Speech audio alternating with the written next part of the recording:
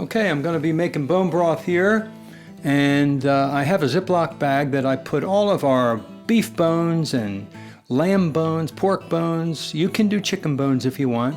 Just put them in the freezer in a bag, and then when the bag is full, time to make the bone broth. This is a crock pot, and just throw all the frozen bones right in there.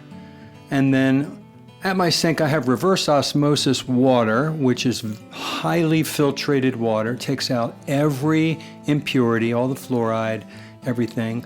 And I also have a filter on my ice maker and my refrigerator, so I fill the cup up with that too because I'm kind of impatient. I want it to fill up faster. So there we go. There's our bone broth ready to cook in the crock pot.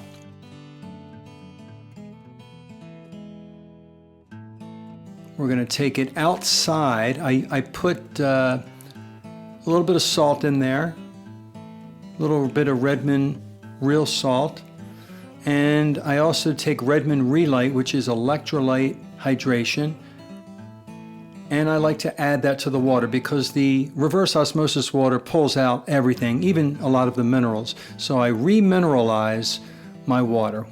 I decide how much I want to put in there. That's about it. And that makes the bone broth taste really good too because it has all these wonderful minerals, none of the impurities. I'll put the lid on, and then I like to do it outside where we grill and everything. That way it doesn't put the odors in the house. So I set it for 12 hours on high. I set it and I forget it. Let's check out the bone broth. It is 2 o'clock in the afternoon. I'm going to harvest this at 8 o'clock tonight. There's the bone broth. Process rendering right now as we speak. Yum. All right, continuing. This is the bone broth. Zoom in on the bone broth. All right, I'll let it cool a little bit. So what I'm going to do is I'm going to carry it over to the sink here. And I'm going to take out all the bones first, like this. And I just use the tongs to get the bulk of it out. These are my beef rib bones. And you still see some of the meat hanging on for dear life there. But all the marrow and all the leftover fat has liquefied. These are riblet bones. These are lamb loin chopped bones.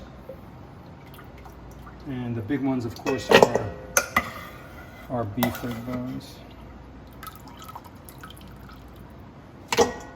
And as you saw in the video earlier, it's just filtered water and some electrolytes from Redmond Relight.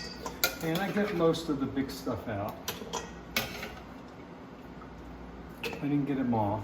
All right, now I'm going to put a sieve. I'm going to put the bowl with a lip so I can pour it into my mason jars into the sink with the sieve. And I'm going to start pouring this into the sieve to separate all the pieces. I'm going to stop there and do the rest later. See the gritty pieces.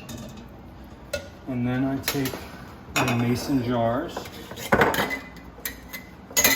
Everything I do in the sink in case you spill it. And this has a lip which makes it so much easier to pour. And this is fresh homemade bone broth. When I pull it out of the refrigerator tomorrow, it will be gelatinous. All the collagen will be gelled. And the flavor's amazing. Now I don't do the rest of it. Notice what's at the very bottom there. See the grit? The grit's heavier so it stays. And I stop. Okay? And I'll put the grit over here. I don't want the grit. Now I get the rest of it. I didn't get all the bones out. Let me get more of this. Got 2 big bones here that are gonna plop out. I'm getting my face. a little bit. All right, let's pour the rest in there through the sieve. There we go.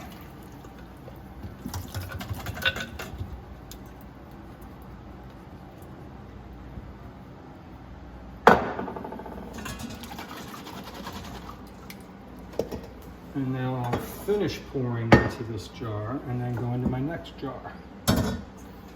Do not ever freeze this, I learned, because I don't know what it does. It's probably okay, but it's not gelatinous anymore the next day. I don't know why. So I fill it up to about there.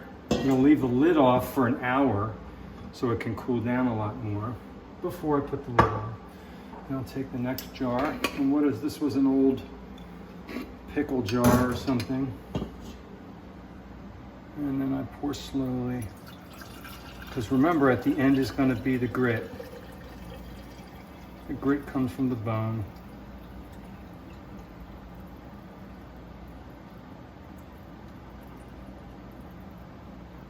See, look at all that grit. See how it weighs more so it stays in there.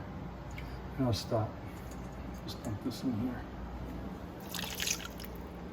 I guess you can eat it.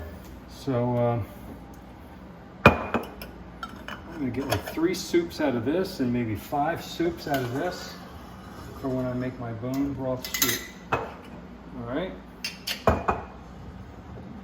And my next video will be taking it out of the refrigerator tomorrow, and you'll see how thick and gelatinous it is, all the collagen, and then I can make a soup with it. All right, it's the next day and I'm gonna harvest my bone broth.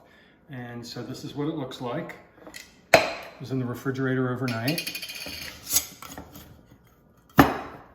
And at the top, the fat rises to the top, and I save the fat in a Tupperware so that I can use it in my pan for cooking other things. So this is basically beef lard, and I take a spoon and I go around the edges of my jar and I pull out the fat and I save it.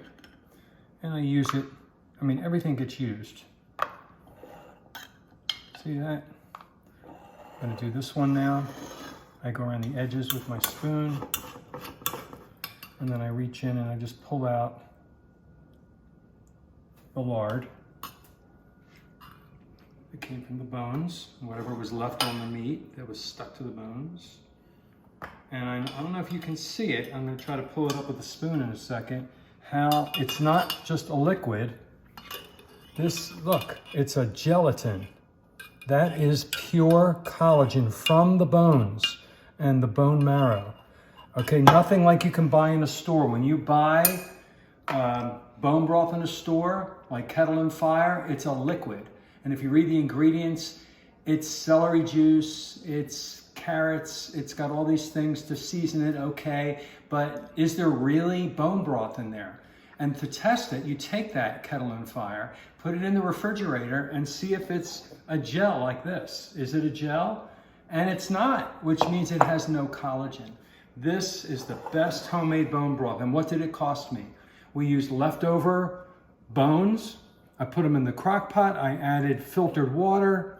I added some electrolytes, put it in the refrigerator, and you get this wonderful, and this stuff is gonna last about a week and a half. I do use it up within a week and a half, and I make bone broth soup. If I wait a little bit longer, then if I go on to 2 weeks, I smell it.